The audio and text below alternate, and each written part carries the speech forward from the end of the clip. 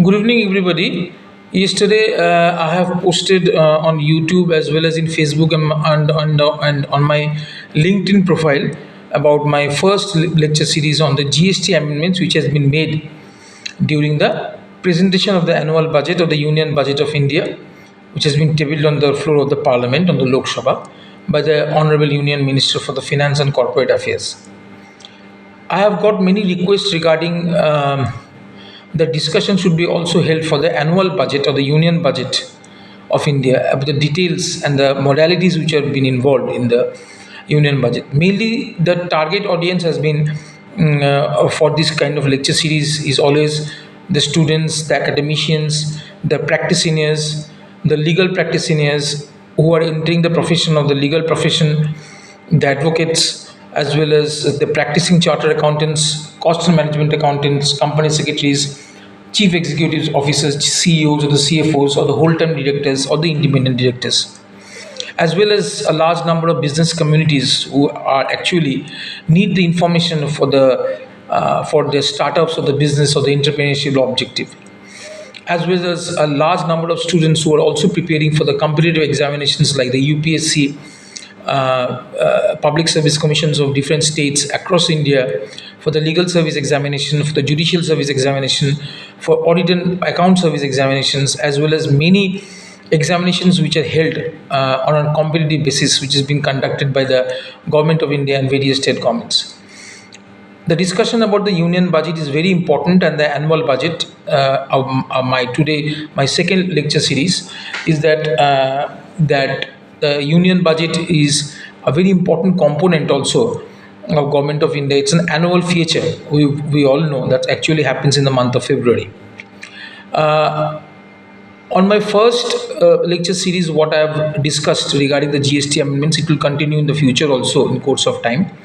And for all my friends, I would like to say that I've also got some requests from lots of my friends, professional friends, that I will also go on live at Facebook to discuss the questions and answer session for any kind of technical modalities they want to know about the practical implications and the various academic discussions that need to be discussed in a large scale. My today focus and objective is to learn and to also disseminate the knowledge and an exchange and information on the union budget. We all know it is called annual budget, but in technically or the official language of the Government of India is that it's a union budget of India. Union budget of India, because it actually happens once in a year. It is being tabled on the Parliament on the 1st of February for every year, and it is called an annual financial statement. Actually, it is the country's annual financial plan, which is being prepared by Ministry of Finance. Under Ministry of Finance, there are two important departments, that is Department of Revenue and Department of Expenditures. Department of Revenue is mainly entrusted with the responsibility of collection of revenue through direct and indirect taxes, and Department of Expenditures is mainly engaged in preparing the planned expenditure for the ensuing or the coming fiscal year. Now, the term fiscal year is equivalent to the financial year, and the annual budget actually being prepared every year and tabled on the Parliament. It's get effected from the 1st of April every year. And the Government of India actually presents the union budget on 1st of February, commencing on 1st of April by the Union Finance Minister on the Lok Sabha. But the main important thing is this, that I've also that I'm going to mention, that the annual budget is being prepared under the Article 112 or 112 of the Indian Constitution.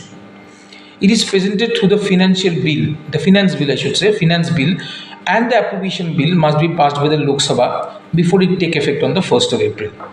Now, earlier it was the rail budget was also presented on differently. Means that the rail budget and the union budget is different.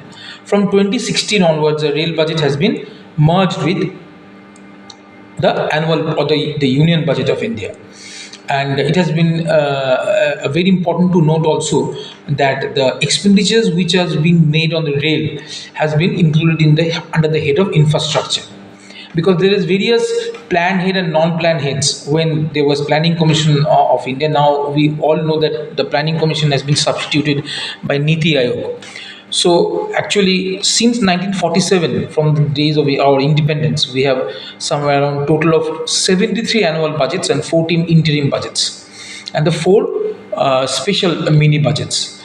Actually, if you see that of any kind of interim budgets or the annual budgets which has been presented, interim budget is actually called the vote of account or the vote on account, while a vote on account is actually an address, an expenditure side of the government's budget.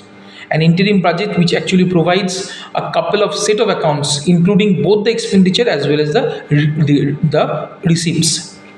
Now, the difference between the interim budget and the annual budget is that it serves a temporary financial plan for the government when the elections are approaching.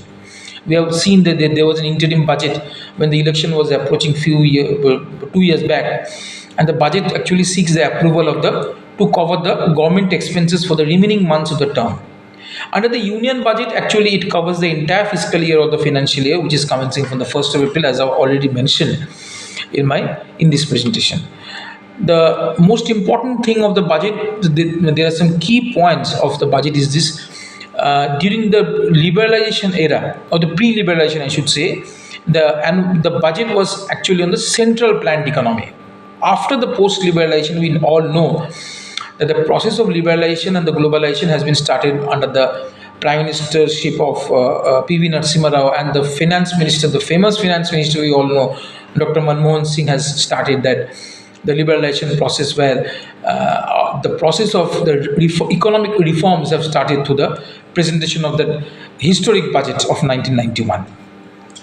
A very interesting thought process also goes that how the liberalization has been tackled during these years while presentation of budget by the various governments which has placed the annual budget, so the union budget, on the floor of the parliament. Nirmala Sitharaman ji, who is right now the present incumbent, the Union Minister of Finance, has also one of the record holder of presenting the budget for the 8th time.